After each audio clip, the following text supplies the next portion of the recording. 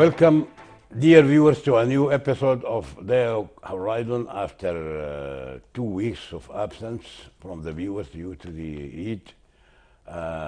In these 2 weeks, a lot of things happened, important events occurred, some tragic, most of it tragic events, which will be the subject of our episode this time.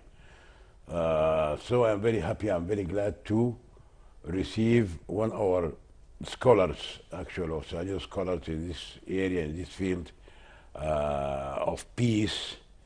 And also he had a lot of communications and representation in different institutions in the globe, in Europe, in Africa. He is our friend, Professor Manzoor Abdullah Manzoor. Professor Manzoor Abdullah Manzoor, you are most welcome to this episode after a long time of absence. You have been maybe in Europe for quite a long time, so you are most welcome because we have very hot issues and very hot questions for you. Thank you, Omar. Thank you very much. Okay, Professor Manzoor Abdullah Manzoor. Professor Manzoor, we have a lot of things, but we have to start from the most recent event, which is now creating a turmoil, and it could lead to, nobody knows what it could lead.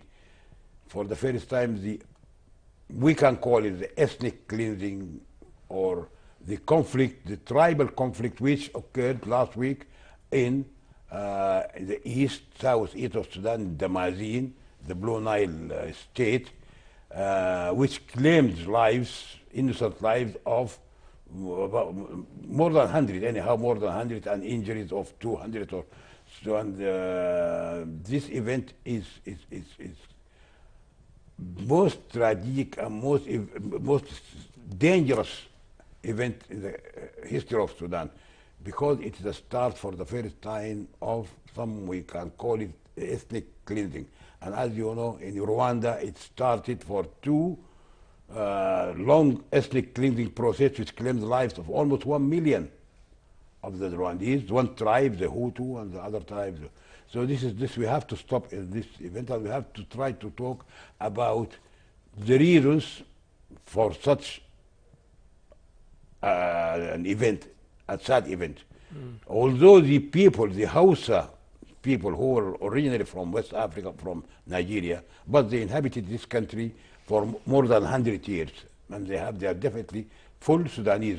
No claim, no problem, no question about this. Not only the Hausa in Damazin area, but in Kasala, in different parts of the Sudan. But can you elaborate and tell us about your feeling as a man of peace, as a scholar, as a professor in peace? Can you just give the viewers an in-depth coverage about what happened and why it happened, and what will be the consequences of what had happened? Well, this is absolutely a very tragic development. It's not the first of its own. We have seen these types of problems all over the country. We have seen this in the West, in Darfur. We have seen this in the East recently. Problems between tribes happen all the time.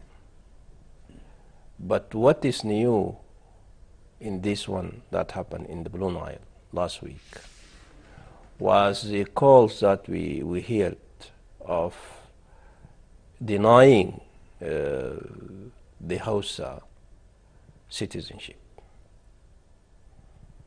And this is, to me, a very serious development, because, as you rightly said, these people were part of the Sudanese fabric for more than 100 years. And if you look at the different groups in the country, most of these groups have extensions in other countries. If you look at the border communities between Sudan and Chad, every group in this side has an extension on the other side. The same as with Central Africa probably. Similarly in the East also. The same. Bani Amir in Ethiopia. Precisely. So you have these extensions, you have these connections, you have these relationships that go deep in history, and for this reason it was really alarming that some voices are coming to the effects of saying that we should revoke the citizenship of these people. A key issue that could be seen as the root cause of this incident is land.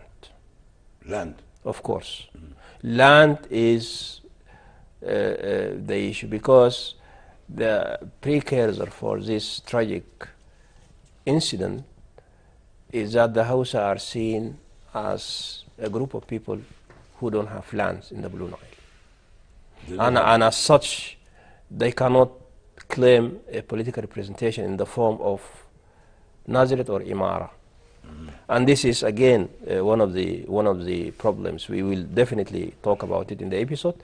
But for now, the question of land and the question of political representation, these are the two critical issues that need to be addressed if we are to address and deal with these kind of problems that we have seen happening, time and time again. But what is worrying is that as time goes by, these problems become more complicated, become more serious, to the effect of some people calling for revoking the citizenship of other people who are co-citizens or fellow citizens, Definitely citizens. Yes. Okay, don't you think, Professor, would make only any political involvement here? Now, okay, what you said, I agree with you. The land, they don't have the land, and most of them are workers in the land. It's the same thing, not in the Madin area. It is in Jazira. Most of these houses are in Jazira, and in Kasara, west of Al-Gaish, they are known to be inhabitants of this area, that. But most of them are workers. Maybe workers, they don't have lands, but they have been there for quite a long time. And why do you think this issue just erupted all of a sudden? And some people, I'm not sure, and also we are not sure, but can you entertain the idea of some people that it could be a conflict between the SPLM factions? SPLM North, as we know, is in South Kordofan and in Blue Nile. These are the strongholds. These are areas of the SPLM after the ratification of the CPA, the Comprehensive Peace Agreement. These two areas are now, South Kordofan is fully occupied and freed under control of Abdulaziz Al-Hilo. In south, in the Blue Nile, in the Madin area, it was the stronghold of Agar, the Sovereign Council member, Malik Agar, who is supposed to be having influence on this area. But some people, they say might be a difference or conflict between both leaders, Malik Agar and Al-Hilo. Can you entertain this idea, or could it be a reason? Well, this might be a factor, but to me, this is a minor factor. Minor. It's not, because these Hausa have been in the region for hundreds of years, and they were having no lands, The problem is mostly political, creating political entities for groups that have no lands. And this happens, by the way, in other parts of the country, not only in the Blue Nile. We have seen in 1996 the havoc created by the creation of political entities in West Darfur state, which is historically the land of the Masalit. So when the government created what is known as emirates and conferring these titles to people who don't have land, a problem was created, and we are suffering its consequences until now. In the case of the Hausa also, this is the main cause, the land and the creation of political entities. Now these people have been living in peace, and the Blue Nile is actually one of the most peaceful part of the country, despite the fact that it was part of the civil war for too many years. But because the issue of the political entities was not on the table, people were living peacefully. They don't own land, but they are farmers. They are actually hard-working farmers. They are hard-working people. They are producers of food, and nobody was questioning that. Yes. The problem appeared when a political entity was created, and because in Sudan political entities are associated with land. If you don't have land, you cannot claim political authority in a certain territory. And this is the problem. You see? This is a problem. This is a problem. Of course, there is a rivalry between the SPLM Agar and SPLM Al-Hilu. There is a rivalry. But that is, to me, this is a minor factor. Because I ask this question because they say that it started actually when some people, some of the wise people, they raised their concern and warning well before the incident, about 1 month. And even this issue addressed to the highest level of the governance. No, that's true. That's true. Yani, I was actually on TV when this was said. So to me, it was a very sad information. And this is part of what I call the subjective part of the problem, because there are objective issues and there are subjective. The objective issue is that the native administration is part and parcel of the Sudanese society. Yeah. We cannot deny this. The Nazirs, the Umdas, the Sheikhs, these people are there for a long time. And some people mistakenly say that this is a creation of the colonial authorities, which is not true. No, it's not true. The colonial authority found these entities, it used them for its purposes, for collecting taxes, for solving local problems, and for aiding the colonial rule to govern the country. Now, when we had our independence, the national governments, unfortunately, they didn't change the situation. We saw that in 1970, Nimeri abruptly decided to abolish the native administration, and for no good reasons he decided to bring it back again without solving or answering the question why it was abolished in the first place. The subsequent governments, the Inghas actually did a lot of disasters by introducing the so-called Nizam al-Ahli and creating political entities for groups that don't have land in the land of the historically owning groups. So the objective part is these groups are part of the Sudanese fabric, they will continue to be there, but the subjective part is how the political authorities in the country deal with the problems. Okay. And in this particular one, it was said that on TV live that a warning was handed to the sovereign councils about an imminent threat that's gonna happen, or a problem that's gonna occur a month ago, 3 weeks before the incident, and nobody took any action. And this is where we get the intervening factors that complicates the situation. This incident that happened in the Blue Nile could have been averted, or at least it could have been stopped, and the number of those who would killed would have been small. The damage could have been contained early on. And this is one of the things that to me are quite strange. The authorities know that a problem is going to happen, and these problems are recurrent, so much so that they become a pattern. You can even predict, like what happened in the Blue Nile. The authorities should have predicted that something similar will happen in Kassala. 2 days after. Yes, after it. This is the role of the intelligence. Why the intelligence? This is the role, this is the actual role.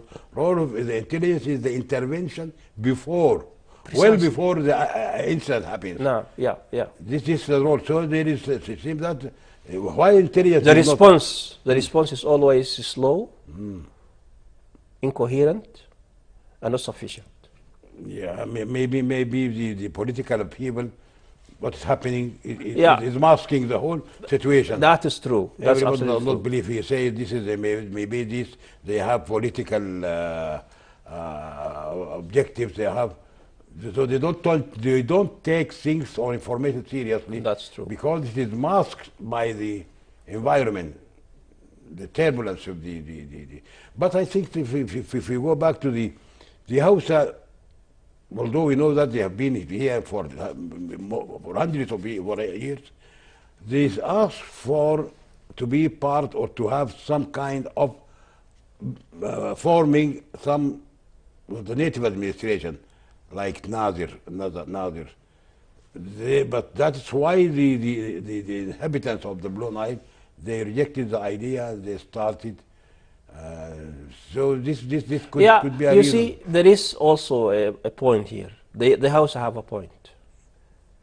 They have a Because, point. of course, because having an Imara or a Zar is not a precedent. Other groups who don't have land, they were conferred. Even who don't have land, Of like course, in the West. of course. In what happened in West Darfur, in Eastern Sudan, the Rashaida have Nazara, they don't have land. So the Hausa have a point in claiming, you know, to having some sort of political representation.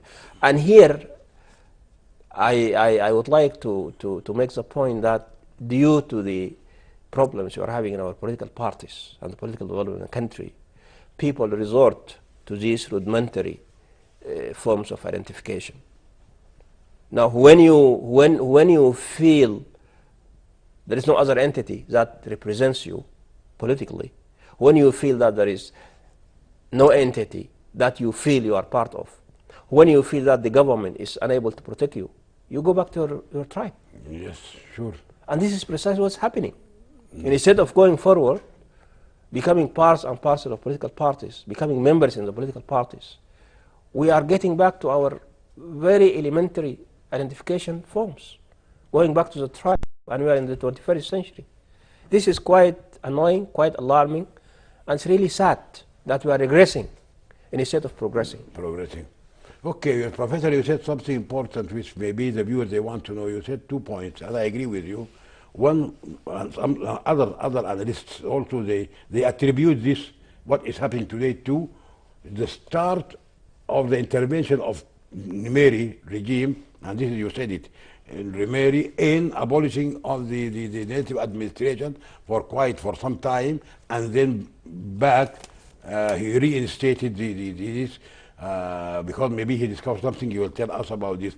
Others, they say also this happened in Darfur also, the Salvation regime also purposely or deliberately tried to make some involvement or to make the kind of national administrations, the native administration, which included people who don't have lands. So can you just elaborate on this issue? The issue, people they say that one of the reasons, or maybe the main cause of this, is the fate started by Numeri, although he reinstated the thing, but after maybe causing some damage, and the Ingas, the Salvation regime, completed the started damage by Numeri. Yeah, that's true. That's true. You know, and here political factors are paramount. Political Because factors, yes. Yeah, because if we look at what the Ingas did, the Ingas was trying to seek legitimacy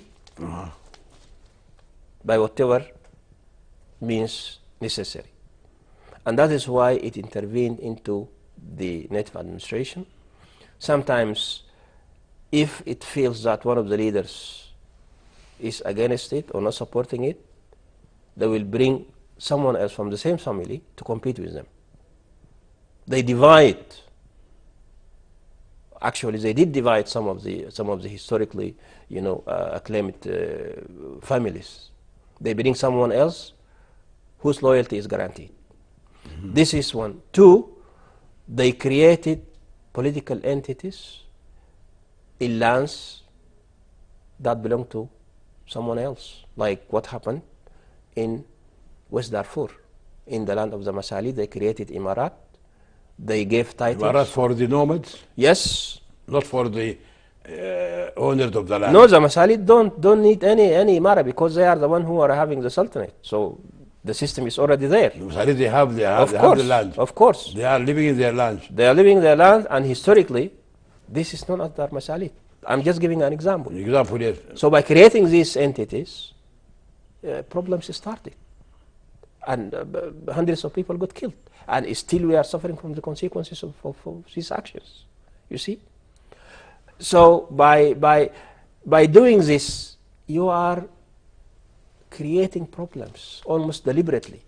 Because these people who don't have land have been living there peacefully.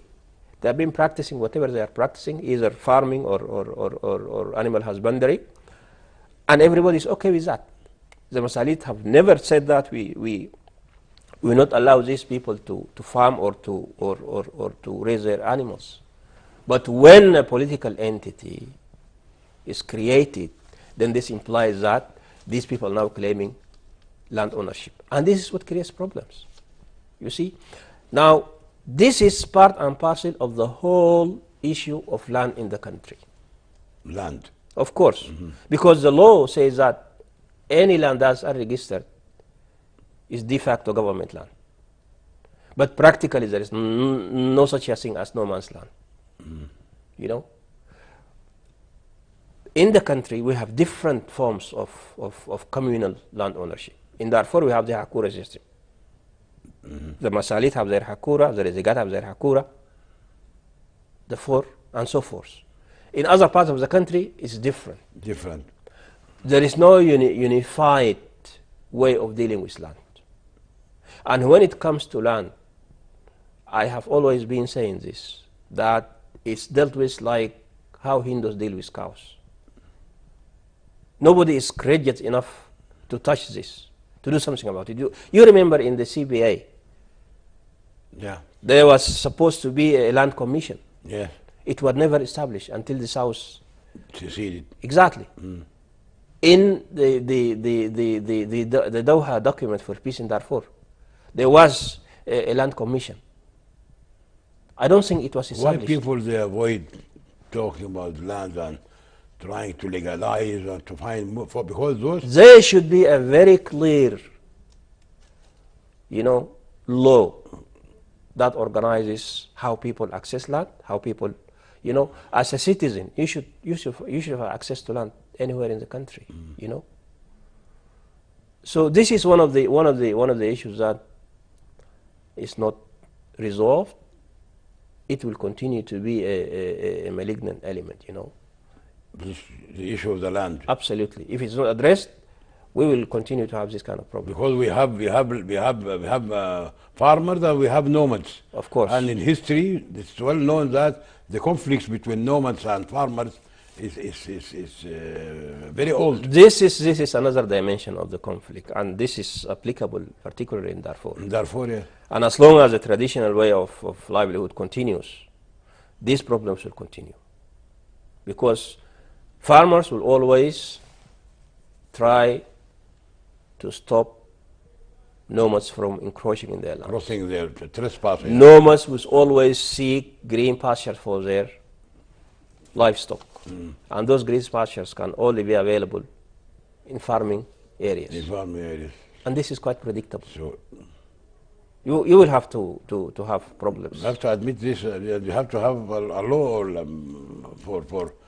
for this. Of course, some people would argue that actually there was a very interesting book co-edited by the late Professor Adam Al-Zain and others. They say that one of the ways to address this problem in particular, the one between farmers and nomads, is to adopt a development plan that would end up in creating ranches. That's a good thing. Integrating animal husbandry with farming. With farmers, yes. That's the best of. It's ideal, of course. You bring programs that would allow nomads to settle. Yeah. Instead of roaming. Yeah. And economically, actually, this is quite viable. But these things never see light. No, I don't think it will be seen in the near future. Yeah. But Professor, the issue of the nomads, the Salvation also, the Salvation regime maybe at one point, maybe with aggravated situation, they took side to one of the sides of the conflict. No conflict between nomads and farmers is something old in history. Back in history, since the creation of the globe, the world, this was normal conflicts between, and I don't know, sometimes resolved by wars, sometimes resolved by agreements. So the Salvation, they took side, maybe by taking side to supporting supporting maybe the nomads or supporting. Yeah. You know, this is true. Actually, taking sides, and this is one of the very strange things. One would understand if a government takes sides with one country against another, Yeah. but to take sides where you are dealing with your own citizens, this is quite strange. Yeah, sure. And this is actually what happened. Absurd. And in the Darfur crisis, this has been the narrative that the government has been siding with the nomads. This has been Established, well of established. course well established. Nobody can actually deny this. And you know, the whole literature on the war in Darfur, it speaks about the Janjaweed or, you know, nomads, you know, against you know, whether that is absolutely the case or whether the details are true or not. But the narrative is like this. Like this, yeah, And the government did side with one group against another. There's no question about this. no question about this. Yes, in trying to deal with the insurgency, the government adopts this proxy ways, This you is know, clear as a counter-insurgency strategy. This clear, Professor, manifested by the displaced people. Who are displaced? Now they are displaced and in the camps. Those are the landowners, the Hawakir owners. True. Now they are in camps. That is very clear. True. The consequences. Anyhow, this is the issue. Still, if not well resolved, it will be a time bomb. It will be a problem, big problem. Sure. But this takes me directly, Professor, to the controversial issue of the Juba Peace Agreement. In 2020, Juba Peace Agreement, a comprehensive peace, was signed by the armed struggle people and the government, the military side of the government. Annexed to this, also are some tracks for other parts of Sudan. Tracks like the east and the north and the middle. Maybe these the tracks. One of the tracks is also a time bomb. It's creating problems. The east track is being rejected categorically by Tariq and his supporters. So does this tell us anything about the credibility of the peace agreement itself? Well, is it still there are some loopholes, or why didn't address these issues? well, probably the Juba Peace Agreement might not be implicated directly in what happened last week in the Blue Nile, but still, this is part of the volatile political current. And the Juba Peace Agreement had a lot of problems. I think we talked about this in the different episodes that we had before. Yeah. But the Juba Peace Agreement, instead of solving problems for which it was signed, it actually created problems. Creates problems. We have seen this clearly in Darfur. What happened in Guinea in January 2021, in April 2021, in August in Jabal Moon, and then in North Darfur in Kolgay, and then again Jabal Moon, and then finally in Krenik. Why this happened? Because key and critical aspects of the agreement were not implemented. Why this happened? Because the signatories are not serious enough about it. Instead of solving local problems, like allowing people to get back to their places, the IDPs are refugees, having people feeling that there is some sort of a peace dividend, the Juba Peace Agreement ended up providing positions for the leaders at federal and state levels.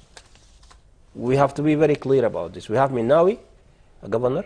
We have Jibril, a minister. We have Al-Hadi, a sovereign council member. We have Agar, a sovereign council member. We have Tahir, Hayar. Sovereign council member. Nothing else. The local problems in those areas that were affected by war were still as they were, if not worse. And actually, in the case of Darfur, the situation got a whole lot worse than before signing the Juba Peace Agreement. Almost 2 years now. Precisely. Almost 2 years. Precisely. Nothing happened. Only 22 months now. 2 months. Since Only the agreement appointment. was signed. These people in the government, but the appointment of the leaders, but the people did not feel any. No down on the ground, Yes. there is nothing. There is nothing. Actually, problems are being aggravated, you know, are being aggravated. People are disappointed. People are angry. And Displaced are still, let alone people, even those the armed group soldiers. not integrated yet. No, a process has started, but it was quite slow, Slow. and it was started Few number. after the damage has already been done. You know, they were talking about having people who would act as civilian protectors in the region. I think a couple of months ago they graduated like 2,000, but this is too late and too little. So the Juba peace agreement actually, to a lot of people, and I do believe that they are right in their judgment, it created problems instead of solving them. And what about the tracks? Well, of course, we have seen this problem of the tracks. In the east, it was very clear. You know, in the north, Also, nobody in the north, it's most the of the same. people. In the for the case of the Nuba Mountains and South Kordofan and the Blue Nile, it was also problematic because you have one faction of the SPLM who is not part of the agreement, and the fact that Al-Hilu is not part of the agreement affect the implementation of them on the ground. Yes, sure, they cannot. Of course, the SPLM that signed the agreement cannot operate meaningfully, neither in the Blue Nile nor in South Kordofan. So you have a very strange situation, and you know, if you look at this in the context of the political situation that we are having, which is quite volatile and serious, you could see the picture. You know. So the displaced people are still displaced. Of no course. plans, not yet. No plans were set to rehabilitate these people and repatriate them, give them money. Well, you don't have a compensation. government. You don't have a cabinet. So it's You know, after the 25th of October, you don't have cabinet, you don't have government, you don't have functioning. The state organs are not functioning. So it's a big problem. You see, so there is nothing that can be done because the whole political trajectory of the country is being arrested with this very strange situation. Military coup, there is no government, there is no prime minister. The programs that were supposed to support implementing of some of the, at least some of the aspects of the peace agreement were stopped. The economy is not doing well. We have problems here and there, and of course the tragic one in the Blue Nile. What do you expect? One of the most important issues of the peace agreement is the rehabilitation and repatriation of the people, which is completely dependent on the international community, who are willing. They started being willing to help, and they started doing something. Now they stopped completely after the 25th of October. They stopped any assistance to help in rehabilitation of these people. Also in the agreement they said they are earmarked about 750 million each year for 10 years. About $7.5 billion should be. I don't think anything has been paid or done on this. No, of course, nothing. Nothing implemented because government is absent for almost 9 months. That's true.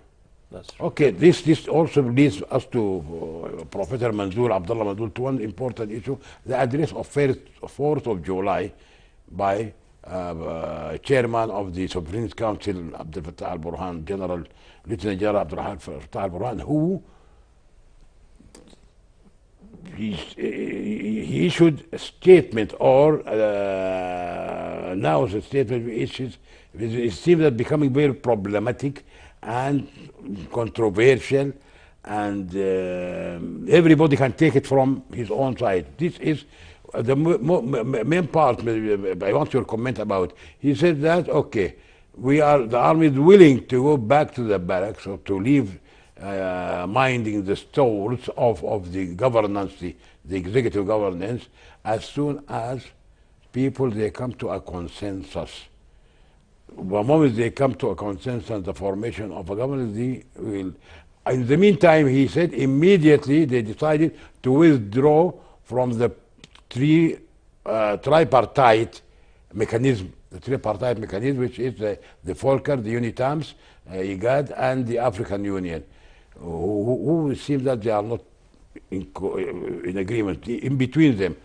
So what is your comment on this? With first withdrawal of the army from the talks or from the tripartite work, and just waiting to see what will happen. Well, this is, to me, this is a very unfortunate decision because the military, as we speak, is a de facto government. Yeah. No one should have an illusion about this fact. You know, you are effectively, since October 25th last year, yes, you are having everything. And you cannot pretend that you have nothing to do with politics, because effectively there's no government, there's no prime minister, there's no cabinet. You are just authorizing people to as caretakers. You are dominating the foreign policy. You are appointing high-level state functionaries. You are appointing ambassadors. You are doing everything, and yet you pretend that I am out of the negotiations of talk. The talk is about politics and about power, and you are having power. You cannot pretend otherwise. So my personal point of view is that the decision by the head of the Sovereign Council is disastrous. It's going to complicate the situation. And actually, immediately after that decision, the trilateral mechanism stopped the talks. They said that with the absence of the military, we cannot engage in meaningful talks. We will just review the situation and see what we can do. And this is what happened. Now everything is stalled. Now it's stalled. Due to the decision of the head of the Sovereign Council. So you think this is the decision? The decision, you know, tried to portray a false situation. Yes. That the problem is between civilians. Yes. And this is not true. This is absolutely not true. It's not between the civilians. No, it's not. So you think that the military should be part and parcel of they it. cannot wait and see, or they cannot No. be impartial. They cannot. No, there is no way. By all means, my personal point of view is that the military should be part of the talks. Should be part of the talks. So the decision to withdraw is not fortunate. It's not conducive. It's not going to solve the problem. It's as a matter of fact, it's going to complicate the situation. Okay, let us go to the other part of the conditions. He said, on conditions that, do you think from what you are watching to following, do you think that is there any means of coming to a consensus between the groups who are in complete disarray? No, and this is precisely why I said that decision of the Sovereign Council head is disastrous. Because if you recall, one of the reasons why the military coup happened was that there is a lack of consensus between the civilians. Yes, lack of consensus. Now you say that I did this because there is lack of consensus, and now you say that I will wait for them to reach consensus, and I will hand them power. This is contradiction in terms. You know, it doesn't work this way. It cannot work. No, there will never be consensus between the FFC1 and FFC2. This is not going to happen. No way to come to bridge the gap. The gap is so wide. Not only that, but even in those who are believers in democracy and change, FFC1, resistance committees and others, they are having serious problems and issues. Resistance committees, FFC1, Sudanese Communist Party, look at them. Complete. Forget about FFC2. Even the other, which is supposed to be united at least under a minimum objective. No, it's not going to happen. And for this reason, to me, the decision that the military walks out of the talks is quite disastrous. It's wrong, and it's going to complicate the situation.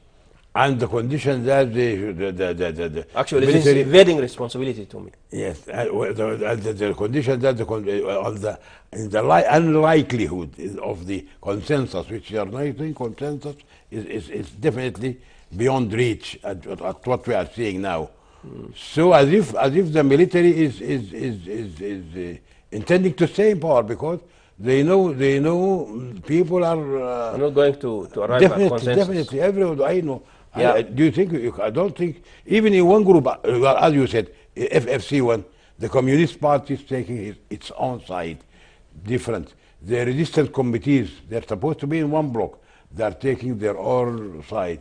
The FFC parties, the Ummah Party, is a little bit in between. The Sudan Congress Party, the Ba'ath parties, even in the small group of the FFC, there is no coherence or there is no consensus. No. And So it for can this never reason, be. you cannot talk about reaching a consensus among these different civilian groups. This is not going to happen. It's So not going to that's take place. going to happen. No. So the military. And that is why, to my mind, the military should have been part of whatever formula, so that people will reach out something to walk the country through the rest of the transition. But the way we see things moving, I don't think we are moving anywhere. You are not moving anywhere. No. This is a deadlock, and the military will continue. Burhan will continue as head of the Sovereign Council, and things will, I don't know for how long. But I don't see any way out. Without government. But you know the problem is even when we talk about the mechanism, the tripartite or the trio of UNITAR, Volker is creating some becoming controversial to some people. They are openly, including the military, including the head of the military, they are openly against Volker, and they were warning that they will send him out of the country if he continues to intervene. So Volker is the problem in the trio. With the bad, which is the African Union, also he has his own inclination. The IGAD also. So even the three members of the trio are not in. Well, this might be true, but at the moment, this is the only credible mechanism we have. The only credible, yes. Of course, and even Burhan in the same 4th of July statement, he openly says that they are supporting the trilateral mechanism. Yes. He said we support this. So, despite the fact that you hear some, here and there, some critical utterances against the trilateral mechanism and Volker, it is still the most credible entity that is able to at least to do something. At least this is the mechanism which is believed by and credible to the international community. Precisely. And including even the United Nations. That's right. And even the US and the Saudis who were trying to broker something, they were still supporting and strongly behind the trilateral mechanism. So whatever we may say about it, of course they have their own issues and problems and challenges, but it's still, I think, is the only credible thing we have on the table. So and we have to deal with that. People, the wise people, should also accept that it is the only credible mechanism acceptable to the world. Of course, we fail to talk to each other, we fail to listen to each other. FFC1 doesn't listen to FFC2, the Communist Party doesn't listen to anyone else. What else do we have? Nothing. You have this trilateral mechanism, it's doing its best. It has a lot of issues, problems, challenges, constraints, but this is what we have, and we have to accept this. Did you have a feeling that this, if it continues, this mechanism, the trio mechanism or the tripartite mechanism, do you think under what is happening now, do you think they will reach any agreement between the factions? They cannot. Do you think it's possible? It's highly unlikely. I always look at the half full part of the cup, but under the circumstances, I don't think it's possible. My personal point of view is that the military should be part of this. There is no way that something can be reached and the military is outside of it. We just be wasting our time. We are wasting our time. Yeah. Because they have the power. It's the actual power, as you Yeah, said, yeah, power that's and right. the government. Governance without power, there's no government no. without power. So we are saying that the withdrawal of the army, of the military from the picture, at least this turmoil, is detrimental. It's not good. It will not lead to anywhere. It's not good, and as you rightly suggested in your intervention here, that different people read the statement differently. We have seen that the international community and the Troika in particular issued a statement welcoming what Burhan said, but they say that they need actions, you know, and this is a step that is positive, while others see it differently. I myself, I don't think this is a good step at all. It's not going to be conducive, to the political process in the country, because you cannot be wielding all power and yet you pretend that you are not. It's unbecoming. It's unbecoming. Actually, I agree. I agree. They have to. The trio, the mechanism, they declared that they cannot work, they cannot do anything without the support or the involvement of That's right. They say that, with the pulling out of the military, we cannot continue the talks. And they are quite right in what they say. But the Troika and the other, they do not mention this. Well, they said it, and in the statement they say that such issues cannot be left to the military alone to decide. And I think a lot of people didn't actually read this or pay attention to this. But they said it very clearly that such issues cannot be left alone to the military component to decide. It has to be with others. Even the decision of walking out of the talks should have been agreed upon with everyone else, not the military itself, So that is one of the. I think this is one of the things I walked out with when I read the statement made by the Troika a few days ago. So you put emphasis on this. Yeah. So, Professor, in just I'll have a few minutes. What can you see in the near future? Do you have any suggestion or any? There is a deadlock, it's a dreadful impasse or deadlock. Can it be broken by what? Well, I think I might be wrong, but what I feel is that the decision of the military walking out of the talks should be rescinded. It should be. They should come back. Okay. Yeah, absolutely, because now everything is stopped. FFC1 is not talking to FFC2. And this is what Burhan... And the mechanism also stopped. And the mechanism is stopped. So what Burhan was calling for in his statement is not coming. It's not forthcoming at all. The trilateral mechanism is not doing anything. FFC1 is not talking to FFC2, and FFC1 said that we are not going to talk with these people. We have to talk with the military. This is a deadlock. We're not moving anywhere. And something has to happen here. Registered committees, how can they be reached? The registered committees is another element. Not people are not paying attention. They have their issues and they have their problems. How can the government or any mediator, how can he deal with the RCs?